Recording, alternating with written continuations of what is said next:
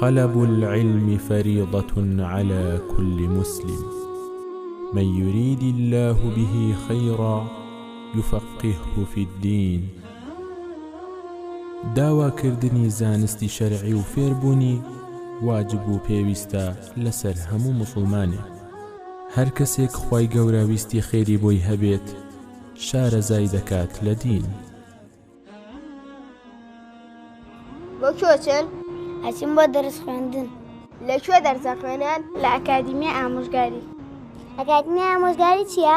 ئەکادیمیە ئامۆژگاری شوێنەکە فێری قورئانی پیرۆزی دەکات. لەکوێیە؟ لە بەرامبەر پارکی نەورۆز. باشە ئەتوانین ئێمەش بین؟ باشە بەسە بێ پرس بە باوکت بکەین. باشە ئاچین بە باوکمانەڵێن و دێنەوە. بەپەلە بڕۆ ئێمە چاوەڕوان. پێغەمبەری خوا صلی الله علیه وسلم دەفەرمێت مرۆڤ کاتێک وەفات دەکات و دەمرێت هەموو کردەوەکانی دەپچڕێن و پێی ناگات تەنها سێشت نەبێت. یەکێک لێو سێشتە پیاوێکی موسڵمان منداڵێکی هەبوو بێت و ڕێگر نەبوو بێت لە دینداری و ئیسلامەتی. ئەو منداڵە باشەش دوعای خێر بۆ باوکی بکات. ئەو دوعا و پاڕانەوە خێریانە بۆ باوکی دەڕوات و سوودی بۆی دەبێت. سڵاتان لێ بێ منداڵانی ئازیز، وەرن بۆ ئەکادیمیە ئامۆژگاری نووسینگەی چەمچەماڵ بۆی فێری زانستی شەرعی و قورئانی پیرۆز بن. چاوەڕوانتانم.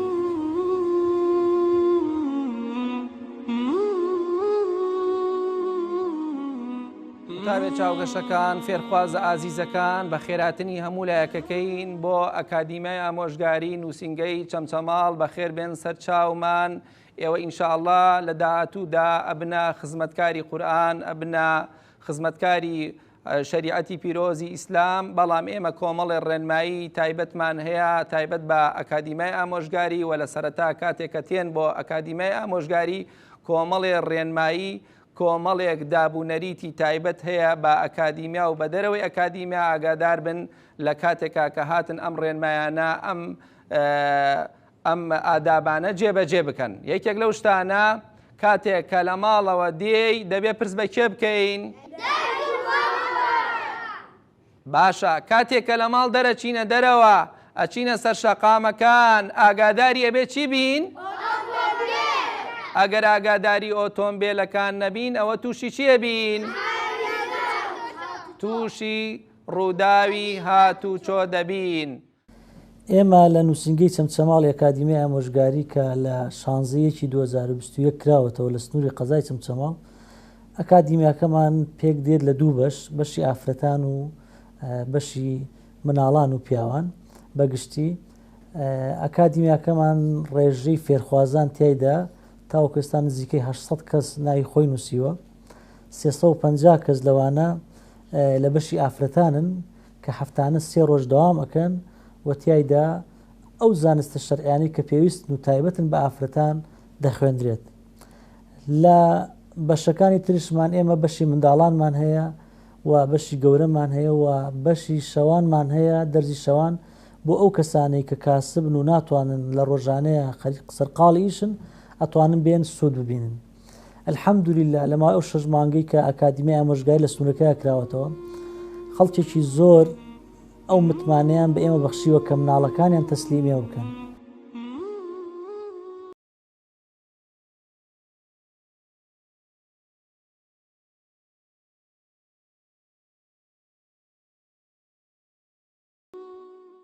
یاشێکی بە ناوی خوای گەورە میرەبانەوە من ئەم مناڵم ناردووە بەڕاستی زۆر زۆر ئیسفادەی کردووە لای ئەکادیمیای ئامۆژگاری لە چەمچەماڵ.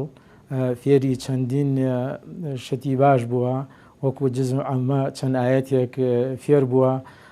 داوام لەو خەڵکەشێ ئەو مناڵانەیە بنێرم بۆرە ئیسفادەی بەڕاستی ئەو مناڵەی منە ئیسفادەی کردووە لیان و خوای گەورە پاداشتی خێریان بداتەوە. بەڕاستی لەوە باشترە کە لە ناو کۆڵانەکانە لەگەڵ مناڵ و شتا شەڕکەن. بەڕاستی خوای گەورە پاداشتی هەمویان بداتەوە. زۆر زۆر شتی باش فێر بووە وەکو جزء ئەمە و چەند ئاەتێکی تر. أعوذ بالله من الشيطان الرجيم بسم الله الرحمن الرحيم القارعة ما القارعة وما أدراك ما القارعة يوم كل الناس كالفراش المبثوث وتكل الجبال كالإهن المأفوش. تاوەکو ئێستا ئێمە چەندین خولی باشمان کردوتەوە لەوانە خولێکمان کردەوە بۆ لەبەرکردنی قورئانی پیرۆز جوزی عامە تقریبا 230 کەس بەشدار بوون و لە ماوەی یەک مانگا توانیان لەبەری بکەن.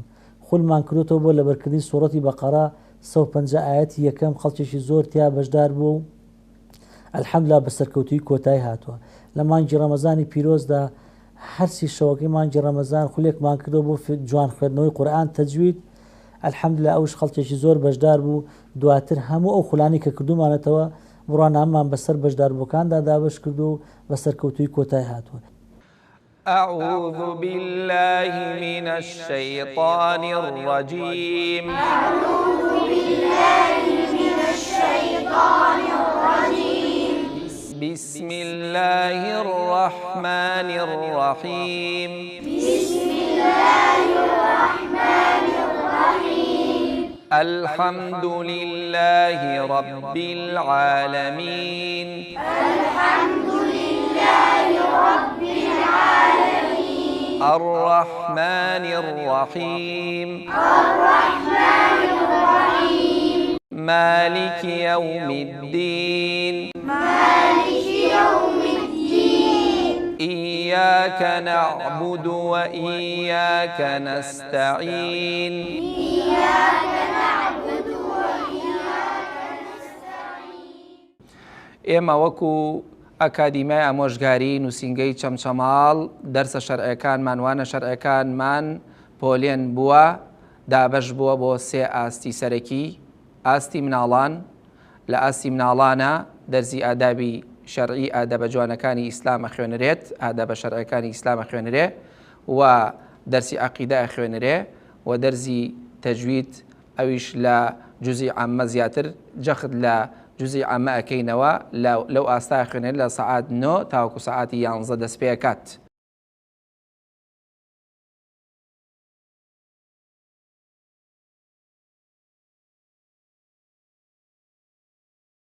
من وەکو باوکی مناڵێک ئیسفادەی باش کردووە مناڵێ من لە ئەکادیمای چەمچەماڵ دەستخۆشیمێ بۆ مامۆستا بەڕێزەکان خوای گەورە پاداشتیان بداتەوە ئەو کەسانەی کە مناڵیان هەیە بینێرن بۆ ئەم ئەکادیمایە ئیسفادەیەکی باشەکەن لەوە باشترێ لە کۆڵان بن تووشی شەڕ و ئاژاوە بن لەم ئەکادیمایە ئیسفادەیە باشەکە هەن لە بەرکردنی قورئانی فیرۆز فێرە بن هەم ڕەوشتی جوانیش فێرە بن.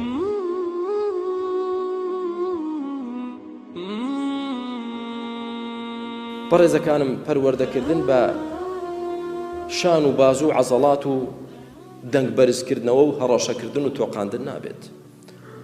پەروەردەکردن بەوە دەبێت کە لەگەڵ خوابین، پابەندی دینی خوابین و لە خوا بپاڕینەوە خوای گەورە مناڵەکانمان و خۆشمان ساڵح کات.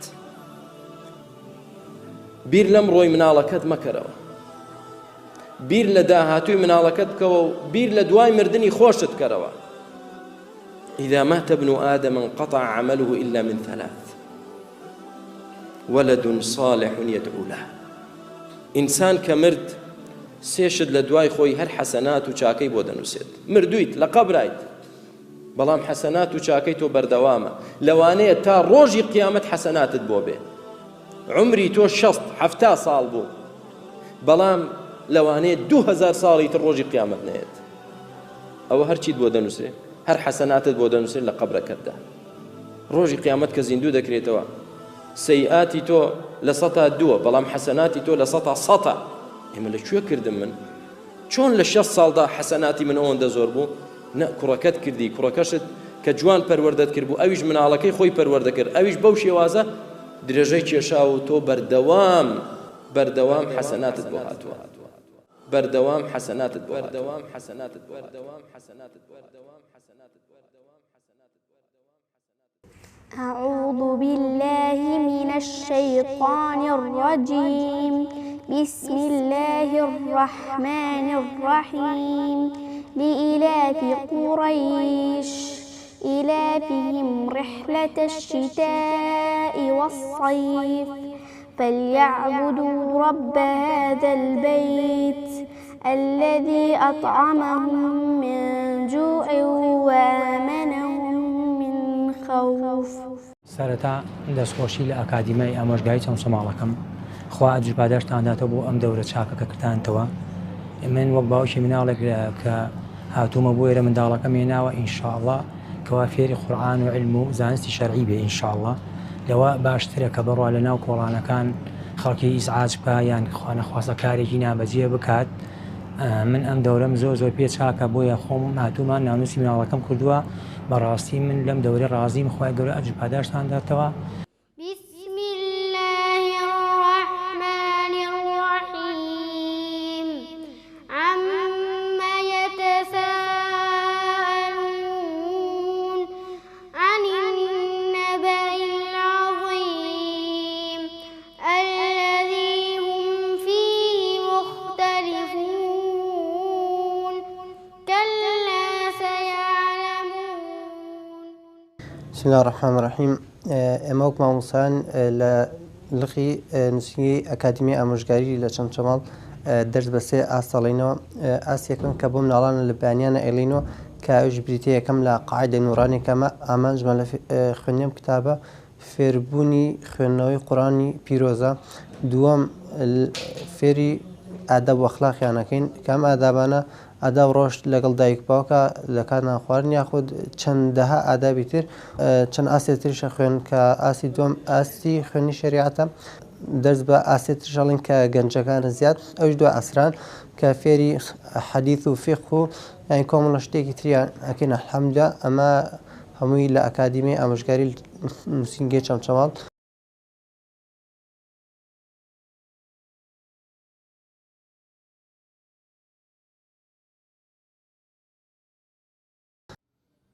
بسم الله الرحمن الرحيم يا أيها المزمل قم الليل إلا قليلا نصفه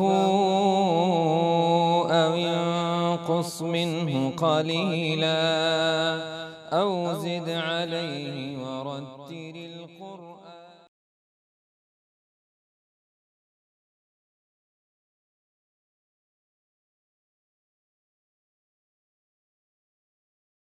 بسم الله الرحمن الرحيم قل أعوذ برب الناس ملك الناس إله الناس من شر الوسواس الخناس الذي يوسوس في صدور الناس من الجنة والناس.